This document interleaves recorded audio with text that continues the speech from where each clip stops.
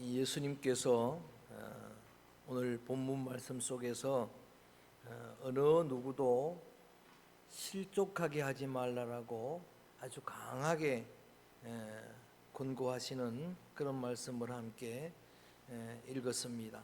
실족한다라고 하는 말은 말 그대로 발을 걸어서 넘어지게 한다라고 하는 뜻입니다.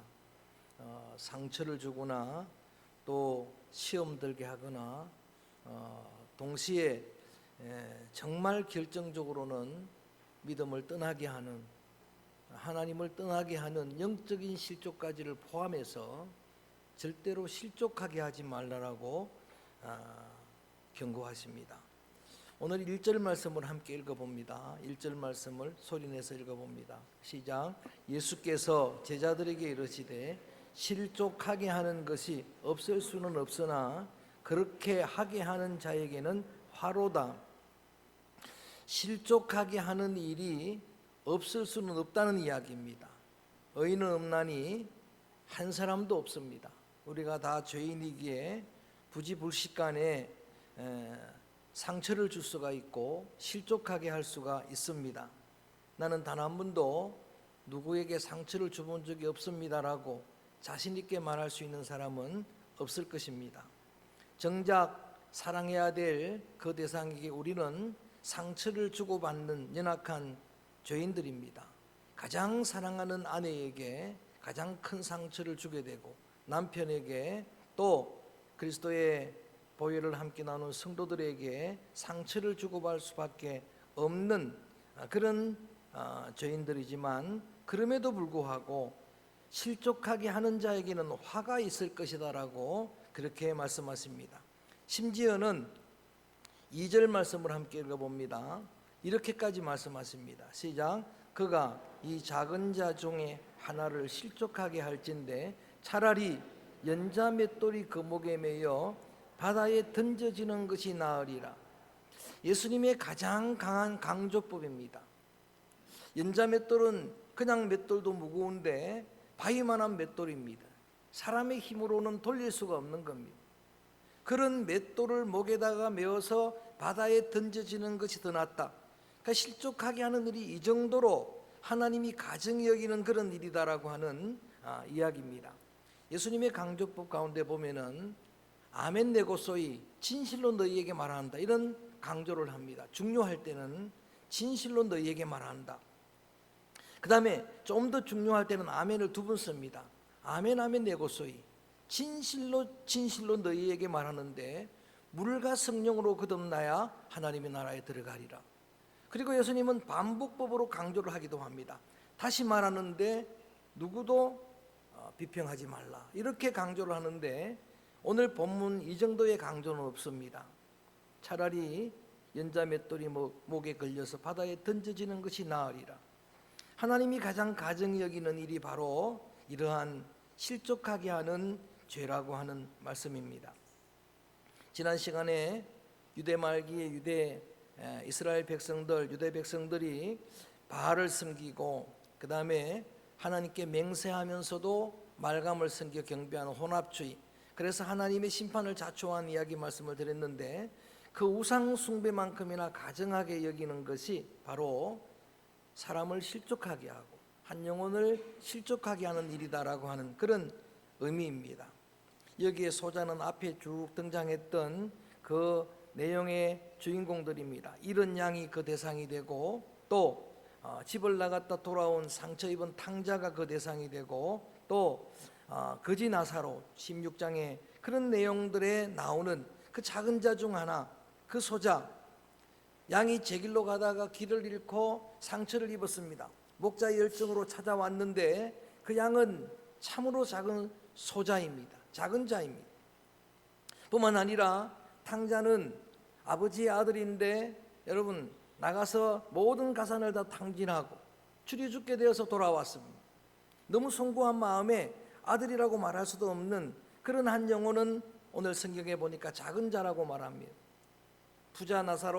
부자 홍포윤 부자의 그 대문에 살았던 거지 나사로, 그건 작은 자입니다. 몸도 병들었습니다. 뿐만 아니라 가난했습니다. 사회적인 약자입니다. 고아와 가부와 그리고 나그네와 세리들, 주변의 사비들, 약자, 우리 공동체 안에 약한 심령들 전부를 우리는 소자, 작은 자라고 표현을 하는데 그 중에 한 명도 실족해서는 안 된다라고 강권하고 있습니다. 이 말씀을 들었던 대상은 제자입니다. 예수님에게 선택을 받고 지금 3년째에 훈련받고 있는 그런 제자들, 사도들입니다.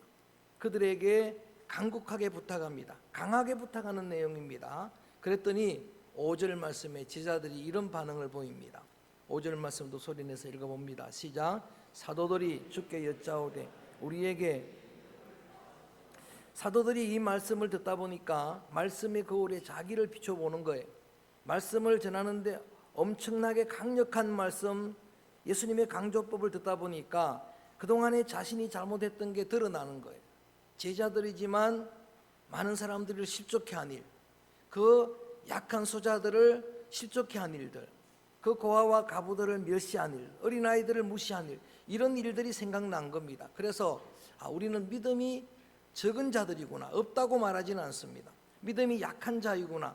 그래서 예수님에게 말씀을 듣다가 제자들이 믿음을 더해달라고 요청을 합니다. 믿음을 더해달라고 요청을 할 때 의외로 예수님은 이렇게까지 냉정하게 말씀하십니다. 6절입니다. 한번 소리내서 읽어봅니다. 시작.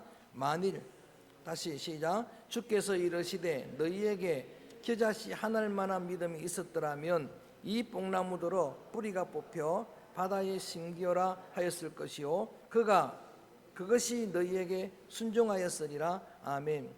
예수님, 우리에게 믿음을 더해 주십시오. 예수님의 말씀을 듣다 보니까 우리는 믿음이 약합니다. 믿음이 부족합니다라고 그렇게 믿음을 요청하는데 예수님은 너희들에게 겨자씨 한 알만한 믿음도 없다라고 책망하십니다. 만약에 겨자씨 한 알만한 믿음만 있었더라도 역사적으로, 통계적으로, 여러분 과학적으로 증명할 수 없는 기적의 주인공이 될 것이다. 뽕나무, 돌감람나무입니다. 뽕나무 보고 명령해서 바다에 심기라 하면 그대로 될 것이다, 이렇게 말씀을 하십니다. 그래서 저는 오늘 이 말씀 가지고 미리 말씀을 준비하고 묵상하는 중에 제목을 그대로 붙입니다. 따라합니다. 겨자씨 믿음. 겨자씨 믿음이 도대체 무슨 의미일까? 주님이 찾으시는 겨자씨 믿음이라는 의미가 무슨 의미일까? 그 하나만 있어도 기적을 일으키는 그런 진정한 믿음이 무엇일까라고 제목을 붙여서 말씀을 묵상하고 또 함께 은혜를 나누려고 합니다. 여러분, 겨자씨는 작은 씨앗입니다. 우리나라에서 제일 작은 씨는 뭐라고 말합니까? 작으면 무슨 씨 같다 그럽니까? 조씨앗? 좁쌀, 우리 참깨, 깨알 같은 그런 작은 씨앗을 이야기하는데 그 깨알보다 훨씬 작은 게 겨자씨입니다. 직접 겨자씨를 봤는데 거의 눈에 보이지도 않는 씨입니다. 그러니까 겨자씨는 작은 믿음이다, 그렇게 생각할 수가 있는데 예수님이 말씀하시는 겨자씨 믿음은 작은 믿음이라는 의미가 아니고 겉으로 보일 때는 작게 보여도 생명력이 있는 믿음이다, 그 말이에요. 진짜 믿음이다, 그 말이에요. 참 믿음이 겨자씨 믿음이에요. 그래서 오늘은 우리가 이 믿음을 사모하고 또 주님에게 이 믿음을 더해달라고 제자들처럼 기도할 때 저는 오늘 세 가지를 좀 적용하면서 이 겨자씨 믿음이 우리에게 임하기를 소원하며 말씀을 전하려고 합니다. 제일 먼저는 오늘 본문에 있는 말씀처럼 우리 중에 소자 한 명이라도 실족시키지 않는 믿음이 겨자씨 믿음이에요. 한 영혼도 그동안의 부지불식간에 여러분 상처를 주고 시험을 주고 또 실족하게 하는 일이 있었다 하더라도 저는 이제 이후로는 우리 믿음의 성도들, 저와 여러분, 우리의 부족함으로, 부주의함으로, 우리의 잘못과 허물로 한 영혼도 실족하게 되는 일이 없게 되기를 주의 이름으로 축원합니다. 그 사람이 나한테 잘못하면 어떻게 할까요? 그래서 오늘 자막 없지만 3절 읽어봅니다. 이렇게 하라는 겁니다. 혹시 잘못할 수가 있습니다, 사람 간에. 우리 한번 3절 읽어봅니다. 시작. 너희는 스스로 조심하라. 만일 내 형제가 죄를 범 경고하고 회개하거든 용서하라. 권고는 해주고 경고는 해주되 용서하라고 하는 이야기입니다. 4절 말씀 계속 읽어봅니다. 시작. 만일 하루에 7번이라도 내게 죄를 짓고 7번 내게 돌아와 내게 회개하노라 하거든 너는 용서하라. 잘못할 때는 권고하고 권면해 주지만은 정말 궁극적으로 주님의 마음으로 용서해주고 품어주는 그런 삶을 살라. 하나님 앞에 이 믿음 달라고 기도할 때 이제 저나 여러분이나 여러분 자녀나 우리를 통해서 어떤 심령도 한 영혼도 실족하게 되는 일이 없기를 주님의 이름으로 축복합니다. 이게 겨자씨 믿음입니다. 겨자씨 믿음이 있어야 가능한 믿음입니다. 그 다음에 관계 속에서 적응해 보려고 합니다. 여러분, 우리는 사회적인 동물입니다. 인간은 본문을 다 찾지 않지만 우리의 관계의 기본이 부부관계 아닙니까? 우리 사도 바울을 통해서 에베소서 5장 12절 이하에 보면은 부부관계를 책임을 이렇게 이야기를 합니다. 남편과 아내의 책임을 이야기할 때 사랑과 복종이라고 이야기합니다. 내용을 집에 가서 찾아 읽어보시면은 아내는 남편에게 복종하기를 따라할까요? 교회가 그리스도에게 하듯 하고, 그 다음에 남편이 아내에게 복종하기를 그렇게 합니다. 그리스도께서 교회를 위해 하심같이 하라. 그러니까 간단하게 이렇게 들으면은 남편은 아내를 사랑하고 아내는 남편을 복종하고 이렇게 들으면 쉬운 일이 있잖아요. 그런데 사실은 이 말씀을 제대로 여러분 그대로 순종하기에는 정말 만만치 않은 어려운 말씀입니다. 왜냐하면 그냥 사랑하라 그러면 그 쉬운 이야기지만은 사랑장 고린도전서 13장 말씀해 보니까 참 사랑을 이렇게 규명합니다. 모든 걸 참고 모든 걸 믿고 모든 것을 바라고 모든 것을 견디느니라. 모든 것 속에는 다 들어가 있는 거예요. 거기는 약점도 강점도 다 들어갑니다. 내게 줬던 상처도 다 들어갑니다. 그런데도 불구하고 그 사람을 기대해주고 또 기다려주고 또 참아주고 견뎌주는 이 사랑을 진정한 사랑이라고 이야기합니다.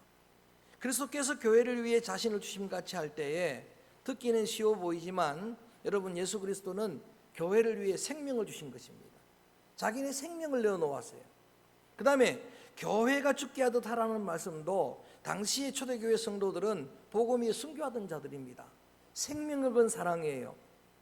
그런데 그 여러분 어려운 쉽지 않은 사랑을 하는 게 겨자씨 믿음이라고 말합니다. 그리스도와 교회를 하나님이 하나로 묶어 주었어요. 그리스도와 교회를 연합시켜 주었는데 마찬가지로 하나님께서 우리의 관계들을, 여러분 우리 결혼식 때 주례할 때 듣는 말씀이지만 하나님이 짝지어 주신 그 사람을 끝까지 사랑하라라고 그렇게 권면을 합니다. 하나님이 짝지은 거 사람이 나눌 수 없다라고 이야기를 합니다. 하나님이 부부로 하나로 묶어 주신 그 소중한 관계를 잘 지켜내는 그 믿음. 그래서 오늘 이렇게 여러분 정리합니다. 그 사람의 조건을 보고 사랑하는 게 아니고, 조건 때문에 복종하는 게 아니고, 그 사람의 신분 때문에. 제가 박영수 목사님 설교에 그 두 단어를 듣고 많이 필이 꽂혀가지고 계속 늘 설명하는데, 탕자 이야기할 때 강조했잖아요. 탕자 이야기 말씀드릴 때에 아버지는 조건에 집중하지 않고 신분에 집중했다고.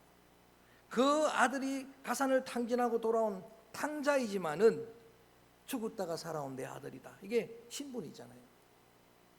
그래서 그 아들을 품어주잖아요. 그러나 피를 나눈 형제는 여러분 신분보다는 조건에 집중하잖아요.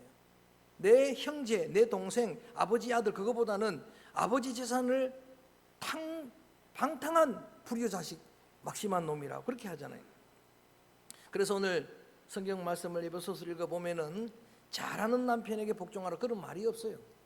훌륭한 그릇이 되는 남편에게 복종 그런 말이 없어요. 그냥 남편에게 복종하라. 내 마음에 들고 나에게 흡족하고 나를 사랑하는 그 아내에게 사랑하라 그런 말이 없어요. 아내이기 때문에 사랑하고 남편이기 때문에 복종하고 정말 우리가 존경할 만한 부모가 되어서 그 부모이기에 효도하라 그런 말씀이 없어요. 나를 낳은 부모이기에 그냥 공경하는 거예요. 내 마음에 드는 자녀에게 양육하고 노엽게 하지 말고 훈계하고 이렇게 하란 말이 없어요.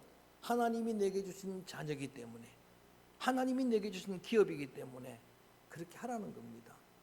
그렇게 할 수 있는 게 겨자씨 믿음이에요. 모든 관계에 이걸 적용해야 됩니다. 그래서 가장 가까이에는 가족에, 또 영적으로 확장된 가족인 교회 안에서 그 사람이 어떤 자격이 그릇이 되고 그와 상관없이 아내이기 때문에 사랑하고 남편이기 때문에 복종하고 자녀이기 때문에 양육하고 부모 때문에 공경하고 성도이기 때문에 사랑하고 할렐루야. 이게 계자씨 믿음이에요.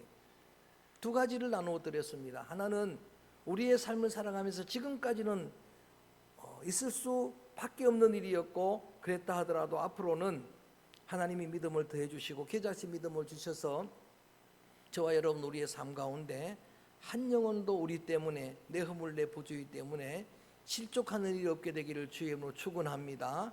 계자씨 믿음이 필요합니다. 이 믿음을 달라고 기도해야 됩니다. 어느 누구도 예외가 아니에요. 이 믿음이 있어야 합니다.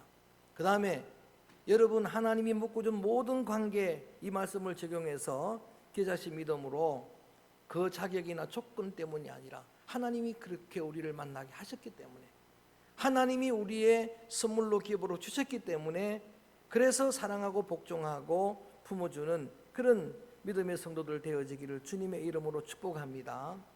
마지막 세 번째는 내 개인의 영성에 적용하는 계자씨 믿음입니다. 내 개인의 영성에 적용하는 계자씨 믿음은 로마서 5장 1절 이하를 집에 가서 꼭 찾아 읽으세요. 제가 다 찾지 않고 지금 읽어드립니다. 잘 한번 들어보길 바랍니다. 그러므로 우리가 믿음으로 의롭다 하심을 받았으니 우리 주 예수 그리스도로 말미암아 크게 따라며 하나님과 화평을 누리자. 우리가 믿음으로 의롭다 하심을 받았은즉, 믿음이라고 하는 건 전적인 하나님의 선물인데 우리가 이 믿음을 가졌다고 하면은 성경에 예수 그리스도로 말미암아 하나님과 화평을 누려야 된다라고 말씀을 하십니다.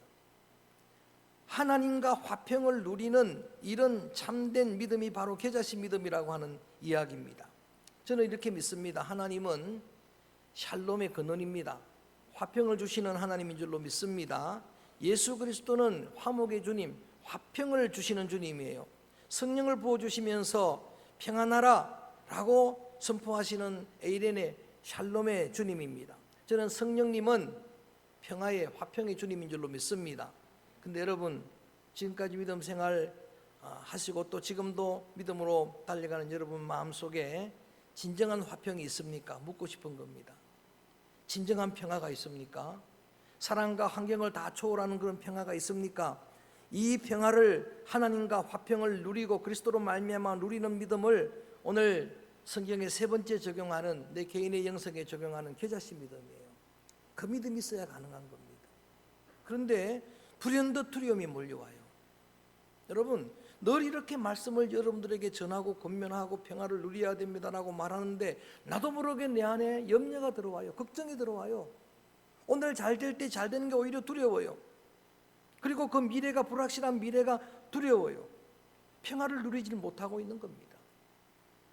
그래서 우리는 이런 기도를 드려야 돼요. 하나님 믿음을 더해 주옵소서. 계자씨 믿음이 내게 필요합니다. 계자씨 믿음은 이어지는 3절 말씀에 보면 크게 따라합니다. 환난 중에도 즐거워하라. 그럴 수 있습니까? 현실은 환난인데, 현실은 고통인데 그렇게 즐거워할 수 있습니까? 초월해서 즐거워할 수 있습니까?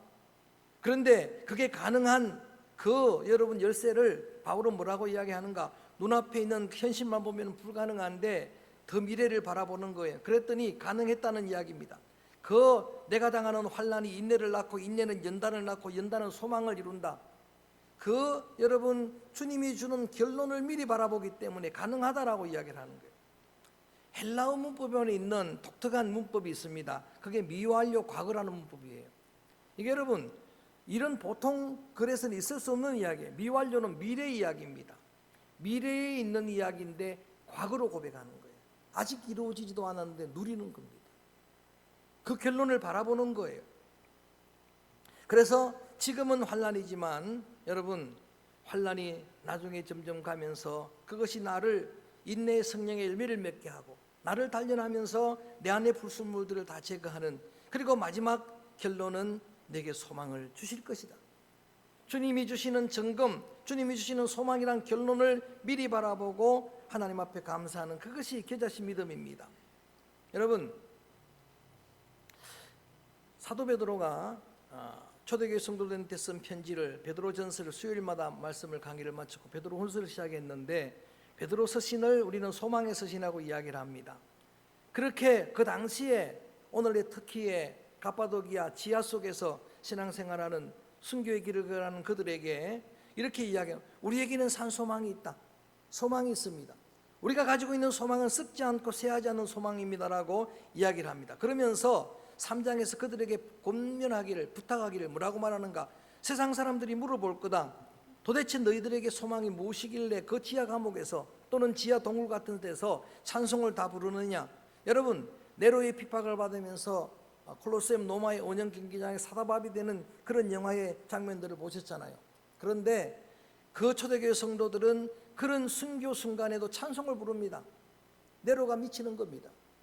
많은 사람들이 물을 거란 말입니다. 도대체 당신들의 소망이 무엇입니까? 물을 때에 베드로는 대답할 말을 준비하라는 거예요. 그때 이렇게 대답하라는 겁니다. 예수 그리스도가 소망입니다. 할렐루야. 예수 그리스도는 산 소망입니다. 예수 그리스도는 영원한 소망입니다. 그렇게 말하라고. 나는 성격이 원래 그래서 그런 말 하지 말고, 나는 뭐 이런 조건 때문에 그런 말 하지 말고, 여러분, 그래서 사도 바울은 실제로 이 기자씨 믿음을 본으로 보이신 분이에요. 사도행전 16장에 보면 복음을 전하다가 감옥에 들어갑니다. 빌립보 감옥을 제가 가봤어요. 돌 감옥입니다.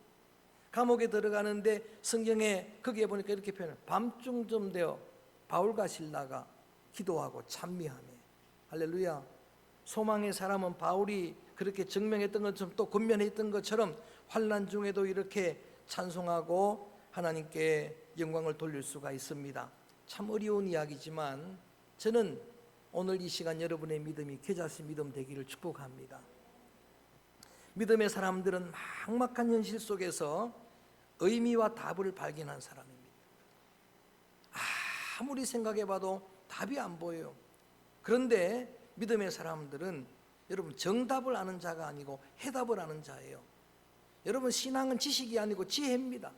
하나님의 답을 아는 자예요. 요셉은 하나님의 법을 알았어요. 해답을 알았어요. 흉년 동안에도. 그래서 하나님에게 묻고 그 답을 아는 자.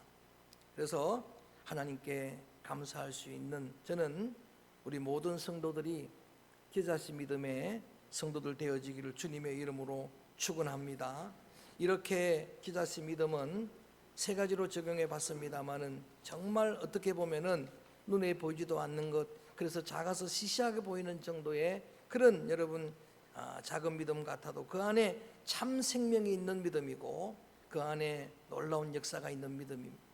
제가 지난 주일 어떤 한 교회 불림 예배에 가서 설교를 할 때 이런 교회 되게 하소서, 이 찬양의 제목을 그대로 가지고 가서 설교를 하면서 계시록 2장 3장에 나오는 일곱 오고는 모든 교회에 모형이 될 만한 에스보드 사빌라 일곱 교회 중에서 칭찬 들었던 교회 두 교회를 잠깐 설명을 했습니다. 스무나 교회와 빌라델비아 교회 칭찬만 들었던 그런 교회인데, 스무나 교회는 굉장히 가난한 교회였어요.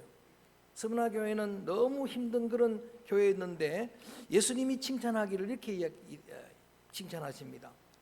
우리 따라합니다. 내 믿음이 크도다. 실상은 더 크게, 실상은 부유한 자라. 정말 가난한 교회인데 예수님이 부자라고 이야기를 하는 거예요. 저는 우리가 가난한 교회일 수도 있어요. 우리가 약한 교회일 수도 있어요. 근데 우리 주님이 보실 때 서강교회는 믿음이 부유한 교회가 되기를 축복합니다. 믿음은 크도다. 믿음이 부자다. 성령은 충만하도다. 할렐루야. 은혜가 부유한 교회다. 여러분, 그런 교회가 되면 그냥 되는 거예요. 빌라델비아 교회는 작은 능력 가졌다 그랬어요. 누구도 주목하지 않는 교회예요. 가지고 있는 은사도 작아요. 그런데도 그 능력 가지고도 믿음을 지켰다. 그 능력 가지고도 인내의 말씀을 지켰다. 그래서 하나님이 열린 문에 복을 주셨다. 하늘의 문이 열리기를 축복합니다. 선교의 문이 다시 열기를 축원합니다. 하나님이 인정하는 그런 진정한 믿음이 있으면 저는 이런 회복의 은혜는 언제라도 얼마라도 일어나게 될 줄로 믿습니다. 그래서 같이 기도합니다. 우리 교회에 하나님 믿음을 더해 주옵소서. 겨자씨 믿음을 더해 주옵소서. 부활적인 고린도 15장에서 바울이 이렇게 시작합니다. 너희는 스스로 속지 말라. 여러분, 여러분에게 믿음이 많습니까? 여러분의 믿음이 큰 믿음입니까?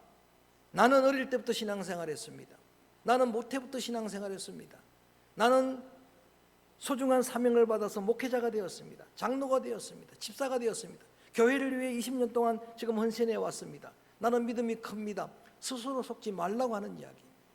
주님이 바라는 믿음은, 주님이 원하는 믿음은 겨자씨 믿음이라고 말씀하십니다. 겨자씨 믿음은 삶의 자리에서 증명되는 믿음입니다.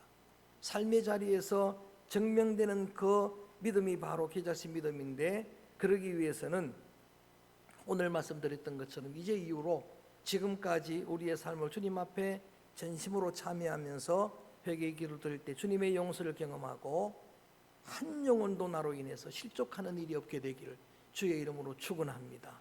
오히려 실족하기보다는 실족한 영혼들을 회복하고 그들을 다시 세우는 기자씨 믿음의 성도들 되기를 축복합니다.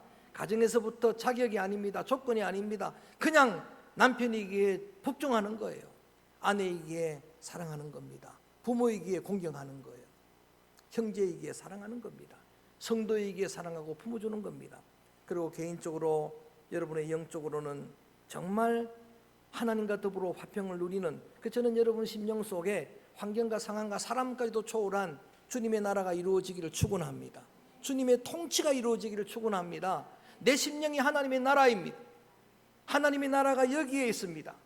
주님이 말씀하십니다. 여기 있다 저기 있다 하지 말라, 너희의 마음에 있느니라. 그 마음속에 하나님의 나라가 이루어지는 그런 믿음의 성도들 되기를 축복합니다.